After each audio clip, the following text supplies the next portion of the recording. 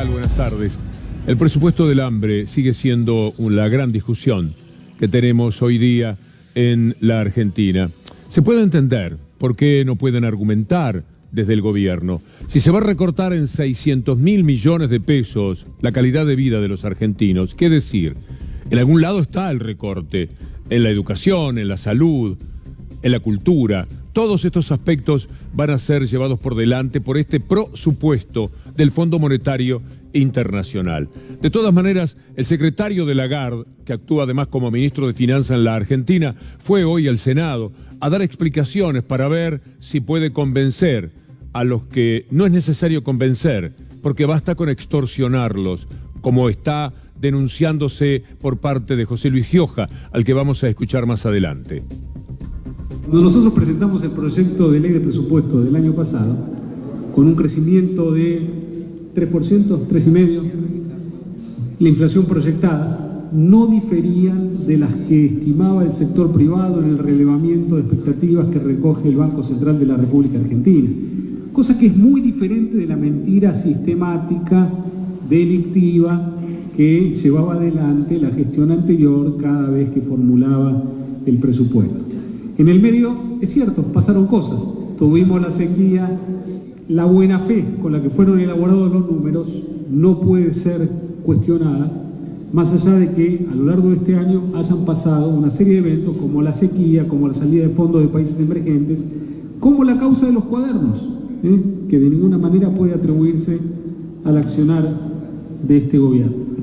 Estamos enviando... Todo lo que diga es tan solo para justificar su presencia allí. No hay argumentación posible. El recorte es de 600.000 millones, dijeron 500.000, pero el Fondo Monetario Internacional dice que hay que quitar otros 60.000. Y además, el gobierno tiene que sacar de algún lado los 20.000 millones de pesos que quiere reintegrarle, ese es el nombre que le dieron, a las empresas por lo que perdieron, dicen ellas, en la devaluación del dólar. María de Los Ángeles Agnún, que es una senadora por la provincia de Santa Fe, y José Luis Gioja tienen lo suyo para decir sobre este presupuesto. Presupuesto nacional que subrepticiamente pretende ni más ni menos que legitimemos el acuerdo con el Fondo Monetario Internacional que se hizo a espaldas del Parlamento de la Nación Argentina y que incumple los requisitos que establece la Constitución Nacional y que requiere fundamentalmente de que el Parlamento de la Nación pueda dar ese profundo debate. Este es un presupuesto que le quita cada vez más a los trabajadores, que ratifica una enorme transferencia de recursos. ¿Por qué consiguen los votos luego para sacar un presupuesto como ese? Y porque hacen mercantilismo, porque extorsionan, porque aprietan. Me parece que está más que claro que la extorsión da resultados, ¿vio? Da resultados. Fervientemente creo en la insustentabilidad de este proyecto de presupuesto, de este presupuesto.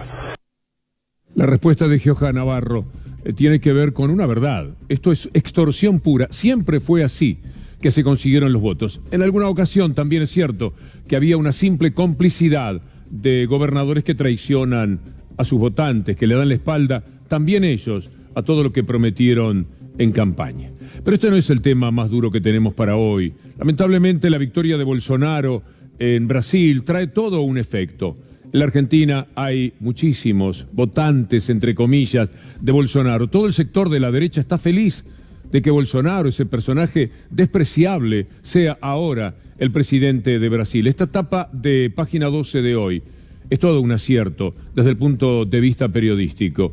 La tristeza no es solo brasileña, la tristeza es también de América Latina. Esa lágrima del Jesucristo, del morro, uno de los morros más altos de Río de Janeiro, está hablando de lo que le pasa hoy al Brasil, pero también a todos nosotros, porque la influencia de Bolsonaro será nefasta. Ya lo es también en la República Argentina. Para que tengamos una idea de lo que es el personaje, vamos a tomar unos niños brasileños que van a contar ellos qué es lo que piensa Bolsonaro. Es decir, toman palabras, frases de Bolsonaro y ellos mismos las están diciendo. Ni siquiera así hubo una toma de conciencia en el Brasil. Minha missão é matar. Eu sou favorável à tortura. Pinochet deveria ter matado mais gente. O grande erro da ditadura foi torturar e não matar. O cara tem que ser arrebentado para abrir o bico. Não há a menor dúvida que eu fecharia o Congresso Nacional. Eu daria o golpe no mesmo dia. O país só vai mudar, infelizmente, quando partirmos por uma guerra civil. Fazendo um trabalho que o regime militar ainda não fez, matando uns 30 mil. Eu até fico feliz se eu morrer, desde que vão uns 30 mil outros junto comigo. Eu só nego tudo o que for possível. Eu não abro mão do que eu tô recebendo. Eu não entendo mesmo de economia. Esse dinheiro do auxílio moradia eu usava para comer gente. O pessoal pobre não controla sua prole. Pobre só tem uma utilidade no nosso país: votar com diploma de burro no bolso. Tenho 5 filhos, 4 são homens. Na quinta dei uma fraquejada e veio uma mulher. Mulher deve ganhar um salário menor porque engravida. Eu não empregaria com o mesmo salário. Você é uma idiota. Vagabunda. Cala sua boca. Jamais irei estuprar você, porque você não merece. Foda-se. Cara sua boca. Dá que eu te dou. Dá que eu te dou outra. No meu tempo, era muito raro achar um gay, uma bicha na rua e um viadinho. O filho começa a ficar assim meio gayzinho, dá um couro nele que ele melhora o comportamento. Se eu ver 2 homens na rua se beijando, eu vou bater. Seria incapaz de amar um filho homossexual. Eu tenho imunidade para falar que sou homofóbico, sim, com muito orgulho. Ninguém quer saber de jovem com senso crítico. Eu não seria operada por um médico cotista. Não vai ter 1 centímetro demarcado para reserva indígena ou quilombola. Sou preconceituoso com muito orgulho.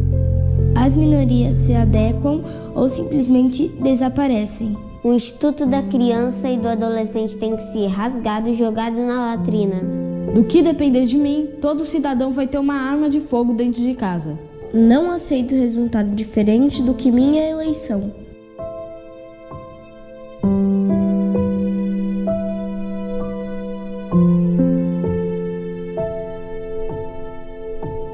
No hubo forma de hacer tomar conciencia a los brasileños, por lo menos a 55 de cada 100, que votaron a este ser absolutamente despreciable. Lo que los chicos han dicho es la repetición de las frases que se conocen de Bolsonaro, de su comportamiento, de su manera de ser, frente a todo lo diferente. Lo votaron los negros, y él dijo que los negros no sirven ni para procrear. Lo votaron las mujeres, y ya vio lo que él piensa de las mujeres, es decir, no las, incluyendo la idea de todas, pero sí muchísimas. ¿Por qué decimos que el fascismo asuela a América Latina y no se preocupe que es correcto decir asuela? Le vamos a mostrar lo que en una placa de la entrada del Museo del Holocausto en Washington describe al fascismo. Indicios tempranos de fascismo, nacionalismo poderoso y permanente, desdén por los derechos humanos, identificación de los enemigos como una causa de unidad nacional. Todo esto está en la entrada del Museo del Holocausto en Washington. Supremacía del ejército, machismo desenfrenado, control de los medios de comunicación, obsesión con la seguridad nacional. Estos son indicios tempranos de fascismo, que están allí, en un sitio que conoce muy bien lo que es el fascismo. Protección al poder corporativo, fuerzas del trabajo eliminadas, usted le escuchó hoy a Bullrich, desdén por los intelectuales y las artes, ya sabe lo que pasa con el presupuesto, obsesión con el crimen y el castigo, lo vamos a tener más adelante a Pichetto, hablando de castigo, porque de crimen no puede hablar. Amiguismo, ocupación de puestos por amigos sin que tengan la capacidad necesaria y corrupción, elecciones fraudulentas. Todos estos son indicios tempranos de lo que llamamos fascismo. Una buena definición de lo que pasa en Brasil, de lo que nos pasa en América Latina, de este corrimiento hacia la derecha, esta horrenda derechización del mundo, como titulábamos el viernes, es el Pepe Mujica, el expresidente oriental. La vida se puede cambiar para mejor o para peor. Y los seres humanos nos equivocamos muchas veces. Adolfo Hitler llegó al gobierno de Alemania y lo llevó el voto de la gente. Después pasó todo lo que pasó.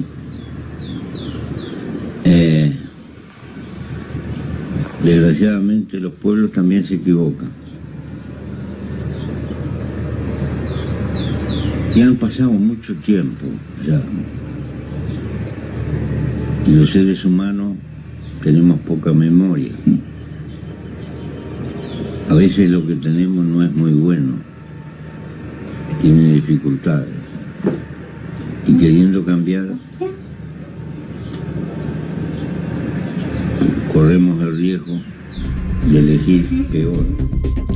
Los seres humanos tenemos poca memoria, o paralelamente somos también bastante ignorantes y desinformados, y es más fácil habitar el espíritu con el odio que con el amor. Por algo gana este hombre, por algo en América Latina se da que los pobres también voten a quienes seguramente le van a quitar todo, el pan de la boca, la buena jubilación, el buen salario. Todo esto está pasando hoy día en la Argentina. Pero el efecto Bolsonaro se va a sentir durante muchísimo tiempo hasta que venga el desastre.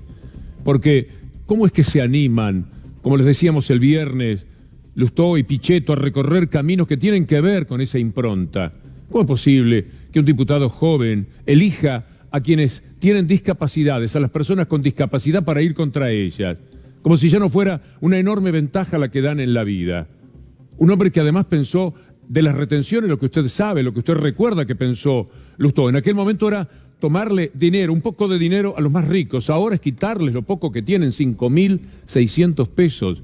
Ganan las personas de pensiones no contributivas. Un pequeño saltito sobre el que se pueden afirmar por si consiguen un trabajo, por si pueden vivir un poco mejor, lo que les cuesta la vida. ¿Cómo es posible? Bueno, porque se dan cuenta que el discurso viene como el de Bolsonaro. Si Bolsonaro es presidente de Brasil de esta manera, y si Durán Barba vive tan campantemente como vive, diciendo las barbaridades más atroces, es natural que uno diga, bueno, entonces este es el negocio. Y yo me presento en el Parlamento con el gran argumento de ir contra las personas que tienen discapacidad. Esta es mi campaña, esta es mi carrera. ¿Puede ser? Y el caso de Pichetto, que era menos previsible que el de Lustó, porque lo de Lustó francamente me ha dejado pasmado. Pichetto no.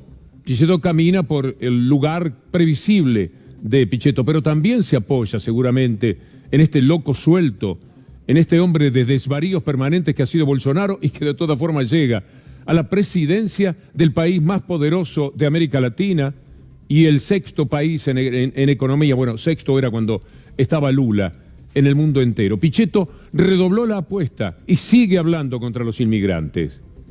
Estoy hablando de que la Argentina no puede ser el país idiota de Latinoamérica. Tiene que haber política migratoria, tiene que haber una justicia migratoria, gente especializada, intercambio de información con los países vecinos, tiene que haber convenio de reciprocidad. El gasto de los hospitales públicos argentinos es altísimo en la atención de ciudadanos extranjeros. Hay verdaderos tours que se hacen en los hospitales de la Ciudad de Buenos Aires.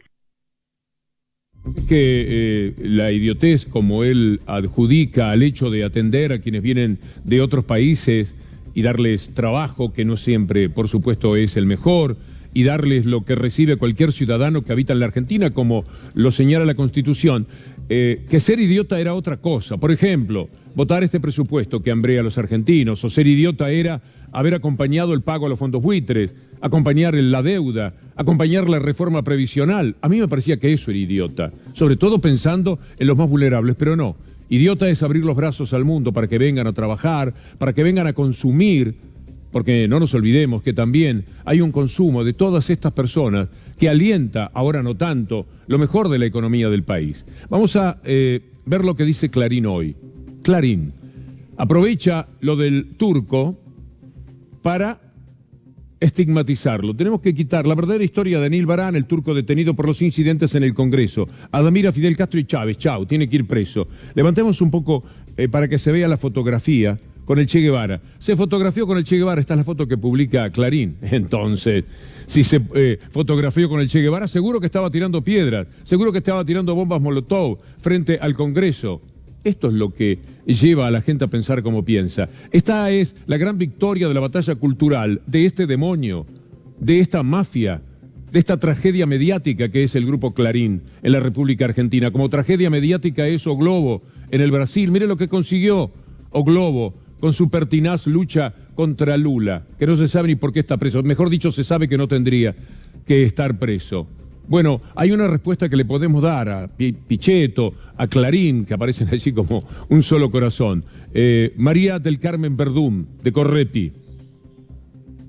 Un amigo que vive en Argentina y que estaba viajando por Turquía le habló mucho de nuestro país y entonces decidió venirse para acá a principios del año 2016 y decidió irse a la provincia de Córdoba, donde conoció a una chica argentina y el año pasado se casaron. Anil tiene DNI argentino, tiene residencia permanente y la loca idea de nacionalizarse argentino, por eso vino a Buenos Aires el miércoles para sacar su partida de nacimiento en la embajada para el trámite de la ciudadanía. Y él empezó a caminar por 9 de julio en dirección al centro, sin saber lo complicada que estaba la situación. Humberto Primo y Lima fue detenido por las policías motorizadas, le dispararon 2 veces con posta de goma y después de 5 horas dentro de un móvil junto con otros detenidos, fue trasladado a la comisaría, donde recién a las 11 de la noche supo lo que estaba pasando cuando pudimos verlo en el calabozo. ¿Entenderá Pichetto que esta es una manera de alentar la agresión contra cualquier ciudadano extranjero? Imagina una discusión. Una persona que claramente viene de otro país, con alguien que se siente de aquí y que toma nota de lo que ha dicho Pichetto. ¿Se imagina cuál es el grado de insulto? Porque poder diferenciar a la gente siempre es una ventaja en toda discusión. Por eso judío de, negro de, mujer de, viejo de. Podemos ubicarlo mejor, aquel al que queremos combatir, enfrentar o estigmatizar. Esto es lo que consigue Pichetto. Y lo consigue, además, a fuerza de mentiras como estas. El 30% de los que estudian medicina en la UBA son estudiantes extranjeros. De ese 30 al 20 son brasileros. ¿Sabe cuál es el porcentaje de las cárceles federales en delitos graves de narcotráfico, trata de personas, todo lo que los argentinos bien pensantes repudian? El 30% de las cárceles está llena de colombianos, peruanos, ciudadanos de países bálticos, aparecen los lituanos, países balcanes. Están apareciendo estos datos, no los quieren leer. Vamos a presentar algunos datos para refutar esto que dice Pichetto. Florencia Massadi es la presidenta, la directora del Festival de Cine Migrante que todos los años tenemos en la Argentina. Y nos dio estos datos. La población carcelaria es del 5%, dato del 2012, mientras la población migrante presente en la Argentina es del 7%, el censo del 2010. La fuente es el Ministerio de Justicia. El 21,35% de la población presente en cárceles federales son personas de otras nacionalidades. Hay un decreto del Ejecutivo Nacional que así lo considera.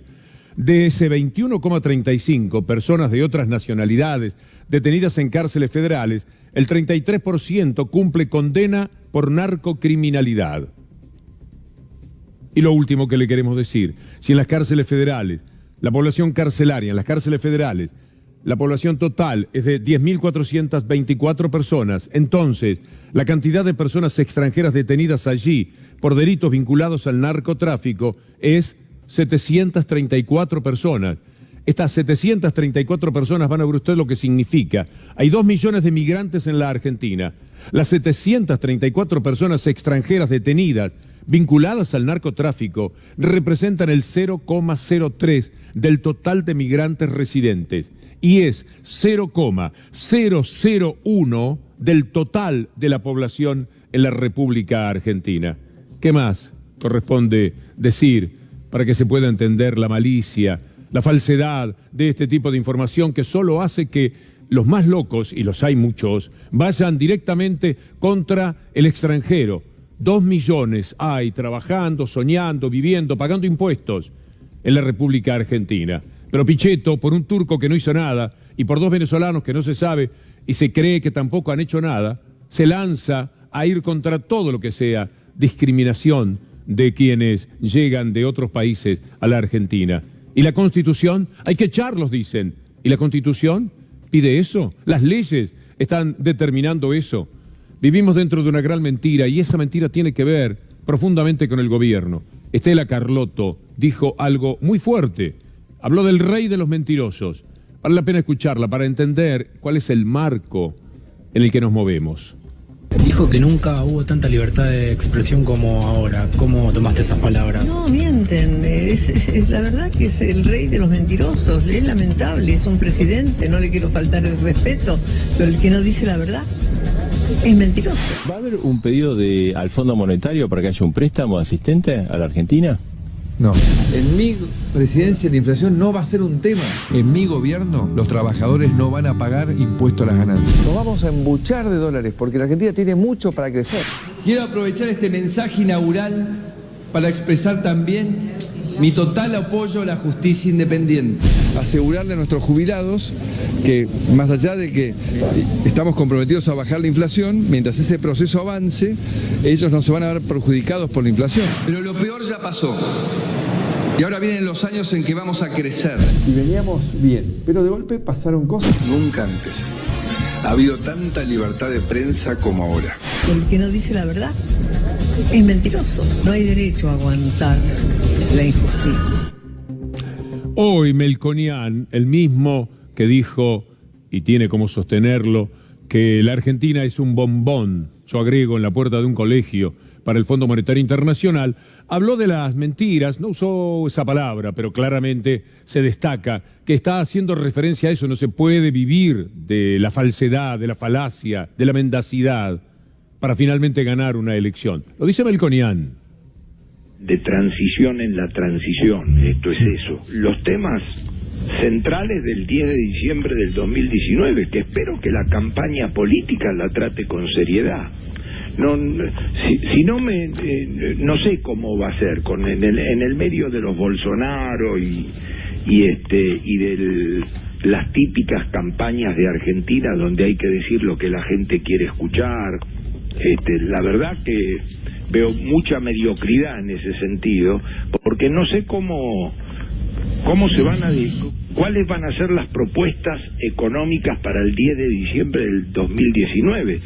Si otra vez se va a apelar a populismo berreta para entusiasmar a la gente y diciéndole cosas que luego no se pueden hacer, y entonces me encuentro con que yo creí que era diferente y entonces era peor que lo que yo creía. No sé, me da la impresión que el voto debería castigar esas posturas. La pregunta es, ¿hay que seguir mintiéndole a la gente para ganar una elección y toda esa historia? Y esa es la pregunta de fondo. Es un testimonio excepcional porque es un hombre del palo. Simplemente está abochornado del camino que eligieron. No se puede vivir de esa forma, siempre diciendo cualquier cosa, porque total se tiene los medios de comunicación dominantes, diabólicos, de su lado, y el 95% de la gente está informado por los cientos de canales y por los diarios y por prácticamente todo lo que se dice. Usted conoce la escasísima visión crítica que existe del gobierno. Pero lo grave de Macri es que no le ha mentido a la gente que no le votó.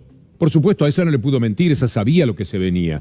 Le mintió a los propios. Hubo gente que le creyó, un pollero de Córdoba, ¿se acuerda? Hemos pasado la nota.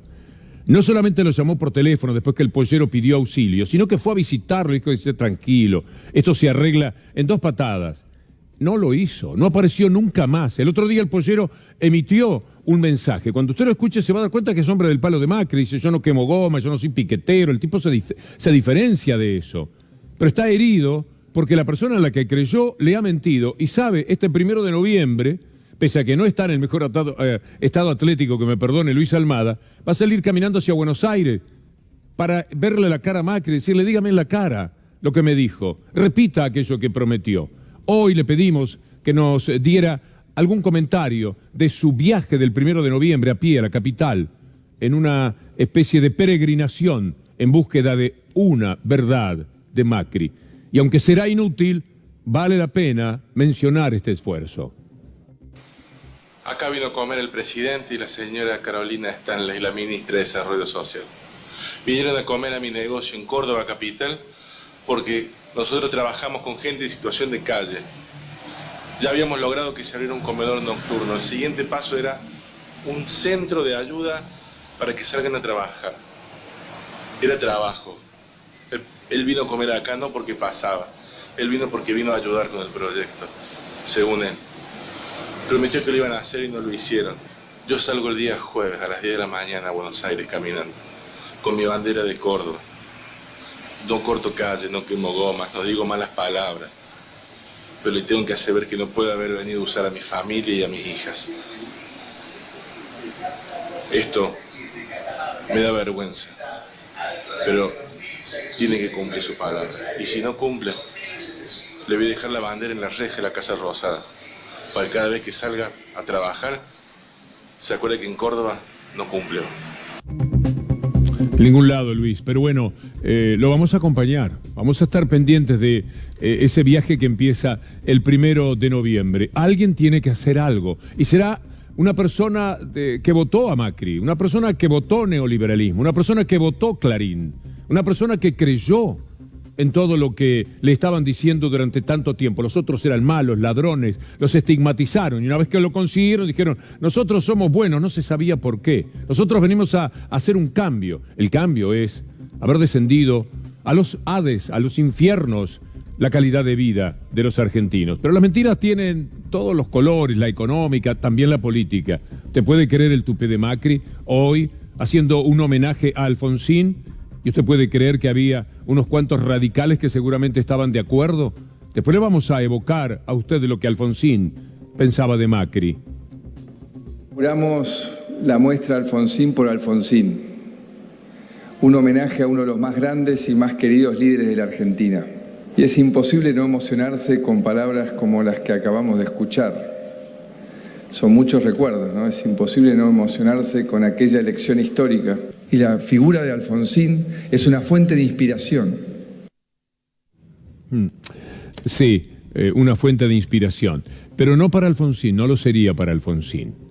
El verdadero radicalismo, si es que Alfonsín lo encaraba, lo representaba, no estaría con Macri. Estos quieren un lugarcito muy modesto, una intendencia, alguna gobernación. Piden para estar en la mesa chica, no los dejan.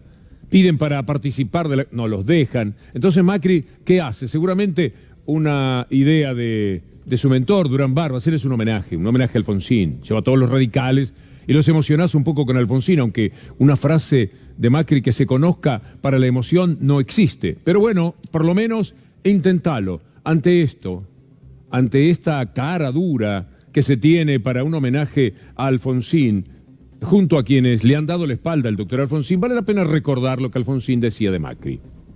Yo creo que nosotros para esa concertación que queremos hacer tenemos límites, el oficialismo por un lado, sí, y otro es la derecha por otro lado.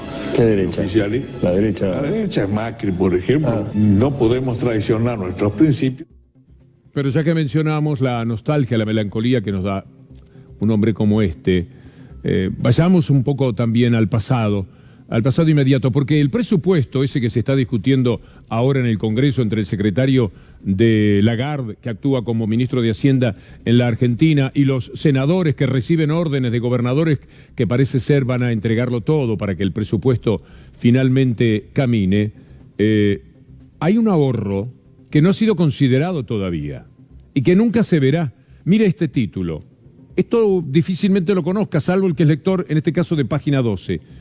La exigencia que se convirtió en barrera. Hay 1.600.000 niños que no reciben la AUH, de menos de 4 millones, fíjese el porcentaje, por no presentar certificados de escolaridad y vacunación.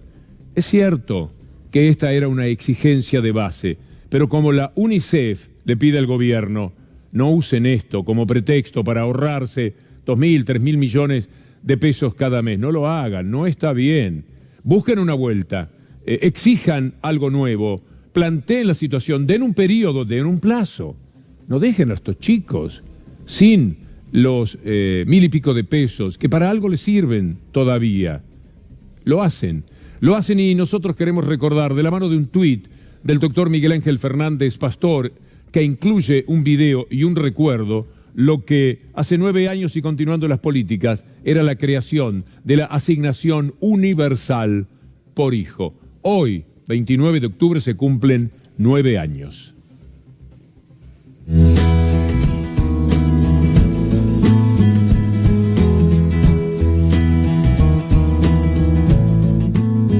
Aguache. Desde ese día los niños, adolescentes, tuvieron otra vida. Hasta 2015, 700.000 niños habían salido de la pobreza. Aumentó la inscripción en escuelas primarias y secundarias. La UH es la política de mayor impacto social de los últimos 50 años. disminuyó la desigualdad y la distribución inequitativa de los ingresos entre los hogares. Les agradezco infinitamente a todos aquellos legisladores y legisladoras que con su voto y su acompañamiento permitieron que esta realidad de llegar a los niños menores de 18 años a esta asignación básica universal. Un acto de estricta reparación. No es el único ahorro. También lo están haciendo en las raciones de comidas que reciben los chicos en las escuelas de Buenos Aires. Los padres deberían estar atentos, a lo mejor lo están. ¿Y qué pueden hacer frente al constante recorte? En vez de pollo ya parece que dan alitas de paloma. ¿Sabe lo que es la porción? Estuve anoche con un maestro, quedé tan pero tan impactado que hoy por la mañana lo llamé en las 7:50 a Eduardo López, uno de los educadores más importantes que hay desde el punto de vista sindical en la ciudad de Buenos Aires, para que entregase un comentario al respecto. De bajar las raciones alimentarias en cantidad y en calidad. ¿Cuándo? En estos últimos 3 años creció diametralmente la pobreza y el hambre en la ciudad de Buenos Aires. Crece el hambre y bajan la cantidad y calidad de comida. Lo que se podían guardar en el bolsillo y se lo llevaban al hermanito. El pan. Esa famosa frase que el pan no se le niega a nadie. Bueno, Rodríguez Larreta lo niega a los alumnos de la ciudad. ¿Y sabe cuál es el cuento? Que el pan no es bueno. Ese es el argumento para decir por eso no les damos pan. El pan, se lo digo porque de origen lo conozco, el pan ayuda mucho a llenar la pancita.